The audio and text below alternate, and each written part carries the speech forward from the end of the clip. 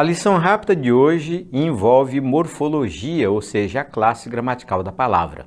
Quando você lê certa idade e depois troca de posição, idade certa, você consegue acompanhar a classe gramatical da palavra certa? Vamos ler uma frase? A frase diz: as mulheres de certa idade nunca têm idade certa, uma frase famosa do Barão de Tararé. E aí a proposta: as palavras em destaque pertencem à mesma classe gramatical.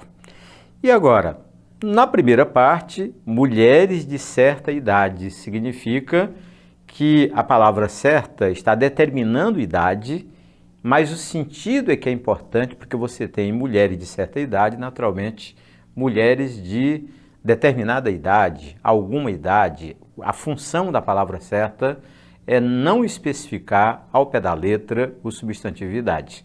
Acredite, estamos diante de um pronome, não de um adjetivo. Quando há troca de posição, idade certa, aí entendemos que a idade estipulada, a idade determinada ou correta, aí o certa passa a ser adjetivo. Como a proposta diz que as duas pertencem à mesma classe gramatical, trata-se então de uma proposta errada. Quer reforço? Então vamos mostrar passo a passo a você como é que isso ocorre. A língua tem o vocábulo certo no papel de adjetivo. Quando é que isso ocorre? Quando a palavra certo aparece depois do substantivo e quando corresponde a justo, exato, firme, certeiro. É o que ocorre, por exemplo, em as mulheres não têm idade certa. Significa que elas não têm idade correta ou não têm idade exata. O idade é substantivo e a palavra certo ou certa, adjetivo. O serviço foi contratado por uma quantia certa, significa por uma quantia exata. Quantia substantivo, certa, adjetivo. E ela só se envolve com pessoas certas, com pessoas corretas. Pessoas substantivo, certas, adjetivo. Então vamos conhecer a mesma palavra, só que agora fazendo o papel de pronome. Como é que isso ocorre? Ela vai aparecer antes do substantivo e o sentido é de algum, de um ou de qualquer. Perceba na frase: as mulheres de certa idade são mais confiáveis. Idade é um substantivo e a palavra certa é um pronome definido. Olhe para o sentido: as mulheres de certa idade, as mulheres de alguma idade, uma idade que não está especificada. Nova frase: o serviço foi contratado por uma certa quantia. Certa, o pronome definido e quantia, o substantivo. Olhe para a posição: primeiro a palavra certa, depois o substantivo quantia.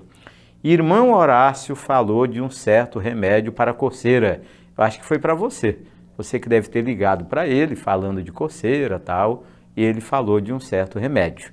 Remédio é substantivo e certo é o pronome indefinido.